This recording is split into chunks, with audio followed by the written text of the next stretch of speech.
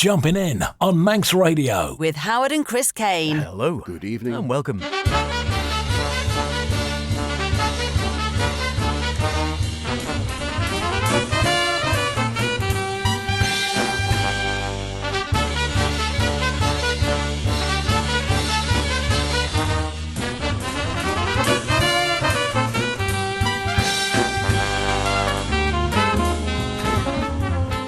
Yes, and here we are again, a new month, I hear you cry. However, as per on a Saturday night, you will be the best in modern jazz. Where will you find it? Well, you find it here on Manx Radio. 9 o'clock, Manx Radio, jumping in the best in modern and contemporary jazz with myself, H. And me, Chris. Yes, welcome along to this week's show as we spring into March. Yes, a new season, although those who think we only really have two seasons these days, winter and autumn, as the leather recently will attest. Still, as lambs gidle idly in the fields, thinking not a thought for their overdrafts, but just the drafts coming over the hedgerows, and as the hedgerows themselves burst into an array of glorious colours.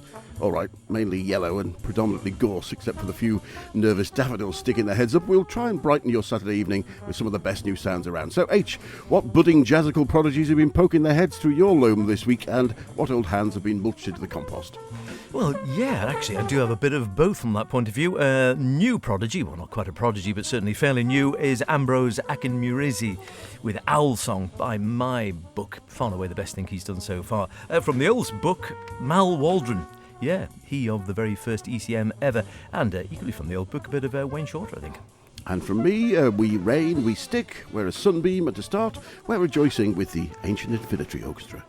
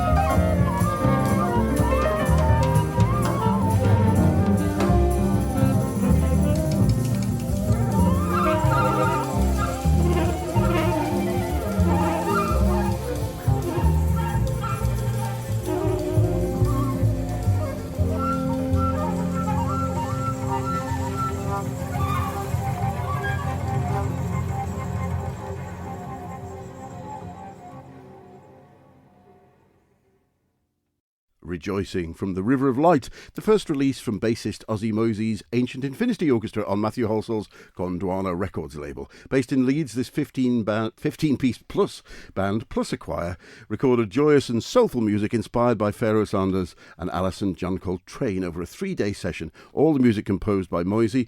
The rotating lineup, which includes 2 drummers, 2 bassists, keyboards, harp, violin, cello, 2 tenors, alto, oboe, flute, percussion, et al., is driven by Moisey's style of basing melodies around his bass ostinato figures, and I'm sure they would be a really infectious band to catch live. Definitely would be, yes. Lovely grooves going on there with the sort of flutes. Enjoy that very muchly indeed. Sadly, we lost Wayne Shorter, of course, a year or 2 back. Mr. Gone, sadly now is gone, but so much music over the years to still explore. And he never weakened, really, I think, artistically and from his inventive point of view. And a lot of people said he was on a sort of different planet in many ways. And he was fascinated with space travel and all the rest of it. I think he literally was a Mr. Gone, a real space traveller. One of the later things he did, and certainly one of the last things I heard him do, and it's been on the shelf for quite some time actually, was Wayne Shorter, Terry Lynn Carrington, Leo Genovese and Esperanza Spalding live at the Detroit Jazz Festival, recorded in 2017 live. And like I said, I picked it up a while back and sort of haven't got round to listening to it until fairly recently, so I thought I'd better give it a spin. Quite a few pretty long being in the live genre, as it were, so some tracks running to 20 minutes or more. However, there is a shorter one we can have a dip into, simply entitled Drummer's Song.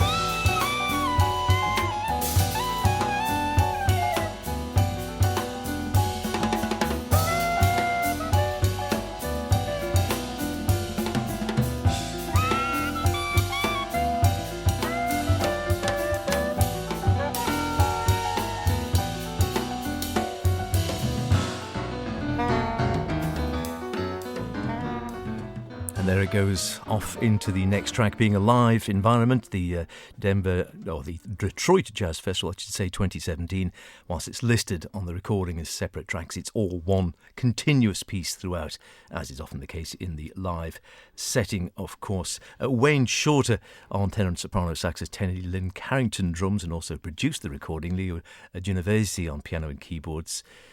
Different pianist to Daniel, who of course Wayne worked with for a long time, and Esperanza Spalding on bass, and some vocals as well, but I don't actually mind the vocals too much. It must have been a wonderful recording, one of certainly in the latter scotch of things that Wayne would have done, I think, towards the end of his life, of course. And he himself said he was very pleased. The recording, he says, is going to be really important, a great mixture of people, male and female, varying ethnicities and backgrounds. Sometimes, he says, we did things that sound larger than the four of us, with more of an orchestral approach. The record we made in honouring Jerry Allen, and also honours the people's death from what he refers to as the dampemic to Ukraine. And if there are things going on in the recording that be heard by people to the extent that it could be turned some thoughts around about life and culture, then the more people who hear it may recognise that we are all different, but at the same time, all the same. A great deep thinker he was. Yeah, very good indeed. That I know we played a track, I think when it came out, didn't we, last year, and you can just sit and soak up those longer form pieces and imagine yourself in the atmosphere of the festival. Now, as regular listeners know, we've always been fans of the piano trio format, and over the last 20 years or so, we've seen many prodigious players make a name for themselves: Eldar, Taylor Agisti, Bojan Z, Gwilym Simcock, Billy Childs, and more recently, Joey Alexander, Emmett Cohen, Brandon Goldberg. But not all of them have successfully maintained a career in music when they've transitioned into adulthood, although those I've mentioned have managed rather well. Now there's a new name to watch out for: Noah Stoneman, from his new album Anyone's Quiet, Let It Rain. Here's Borders.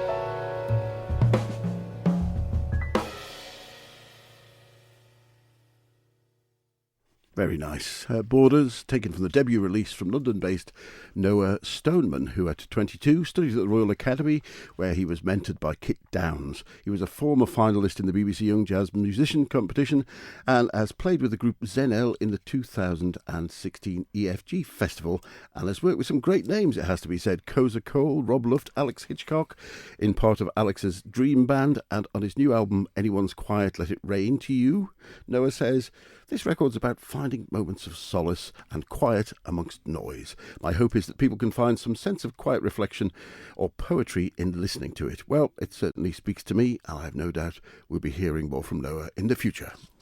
I should certainly hope so. I really enjoyed that. Great swinging one, that. Ambrose Akinmurise, I can never get the name right. Akinmurise, that's better. Get it right, H. He's been around the scene for quite some number of years now, playing with a lot of the top cats on the scene, both stateside and also he's been on the UK quite a bit, touring, and often under his own name, and several albums out on the Blue Note label, again over the last, decade or so. I have to say, when we saw him live at Ronnie Scott's a year or two back, we were both a bit underwhelmed, and that maybe we caught him on a bad night, but he didn't connect with the audience at all, made no effort to really make any connection or speak or say anything about the music, and it all seemed a little lacklustre. However, like I said, we can all have our bad nights, and he has a new one out, which is something different on the Non-Such label called Owl Song, featuring Bill Frisell on guitar and Herlin Riley, drummer for a long time, of course, with Wynton Marsalis behind the kit. And for my money, it's the best thing he's done by a country mile so far. And also perhaps heading in a different direction, much more meditative, more musing, more dreamlike, but still with that sort of, unmistakable sound of Ambrose himself at the trumpet. Let's hear Weighted Corners.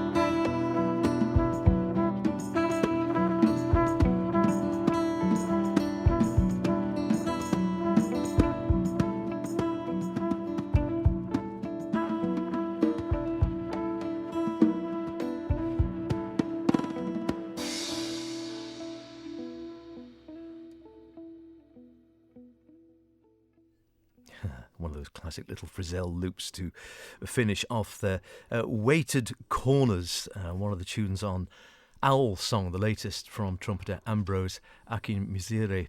Will Bill Frisell, like I said, Herlin Riley providing some lovely accompaniment there, some nice brushwork on a couple of tracks and a couple of slightly sort of funky ones. But as we often say on this programme, it is probably one to listen to, not so much of a car track. Because I know a lot of people these days listen on the go, on their sort of, via the phone, on the tube, on the plane, via in their vehicles or whatever. And I think it's important sometimes, you don't get the full benefit of some music like that if you're listening in a relatively noisy environment like your car in traffic and such like. And it's one, I think, to put on, like I said, of an evening with a nice glass of something, you'll get more out of it. Like I said, far and away the best thing he's done from my mind. I don't know whether this is a whole new direction or just something that he's experimenting with. You can never tell.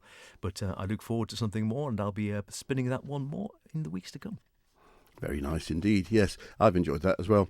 And I did like his very first album before he was well known, although that was much more of a straight ahead groove, which he went in a very loose way after that, didn't he? But now, someone who has been around a while, but again, seems like a young and up-and-comer, but don't they grow quickly?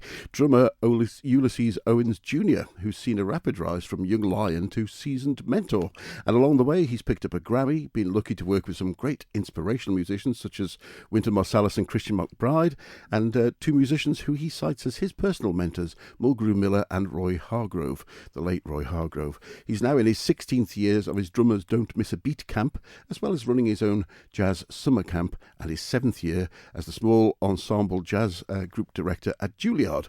So he's obviously taken his inspiration from the legacy of Art Blakely, as his Generation Y project shows, with all young and upcoming students on his recently released album, A New Beat. Here's Cannibal Adderley's Sticks.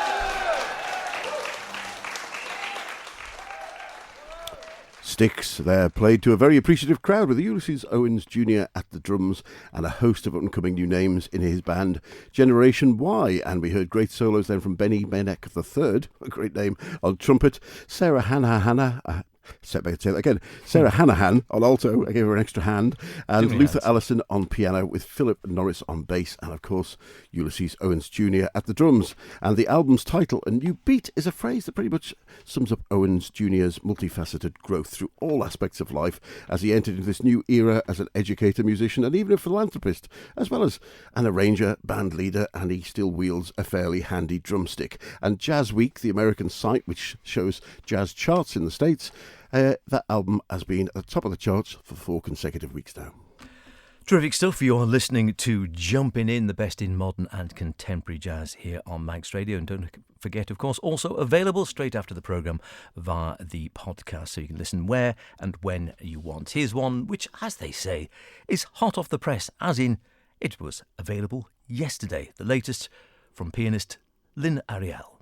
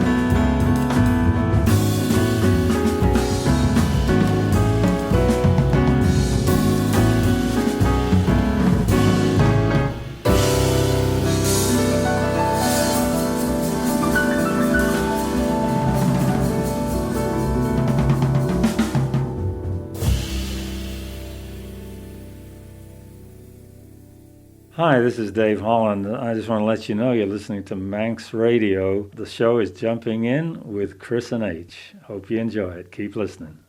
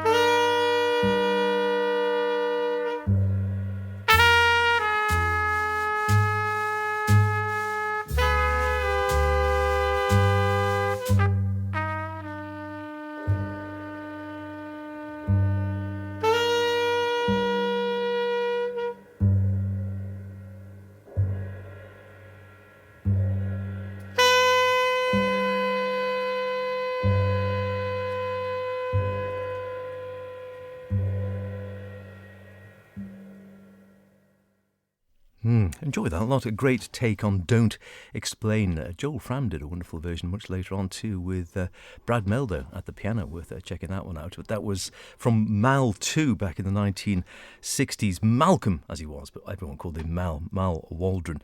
A great character, and of course played with all sorts, you name it, Charlie Mingus, Jackie McLean, John Coltrane, Eric Dolphy, and for the last 2 years of her life was, of course, the accompanist to none other than Billie Holiday until she died in 1959. Also, always a quirky player, some very different stuff. The very, very first album on ECM was none other, Free at Last, I think it's called, and it's an album by this man, Mal Waldron.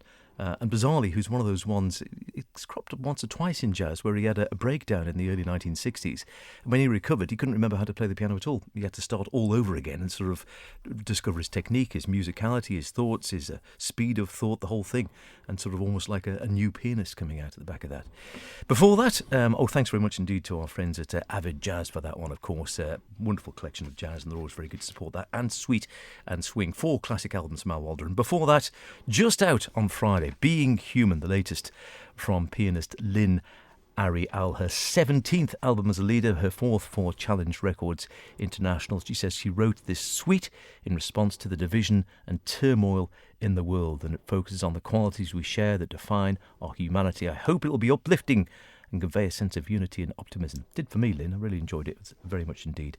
Joined by bassist Alon Neer and the drummer Lucas Zaiter, and well worth checking that out. Thanks very much indeed to Braithwaite and Cats Communications for sending that one our way. Indeed. And that is about it for this week's show. ECM, of course, say all available all the time, but some ironically aren't at the moment, but they've got a great schedule of releases at the moment too. But we've got just about time to fit in a new release from Edition Records, who have a very exciting launch schedule this spring, including releases from Mock Lockhart, as we heard last week, Joe Webb, Chris Potter we've heard as well, Odarang, I'll play that in another show, and this man who completely reinvented our perception of what a tuba can do. Daniel Herskadel, not Tubby, if you were thinking Tubby the Tuba, but whose new album, Between Science and Superstition, was launched yesterday. And we'll leave you with, ironically perhaps, a single sunbeam. See you next week. I wish. See Bye you for then. now.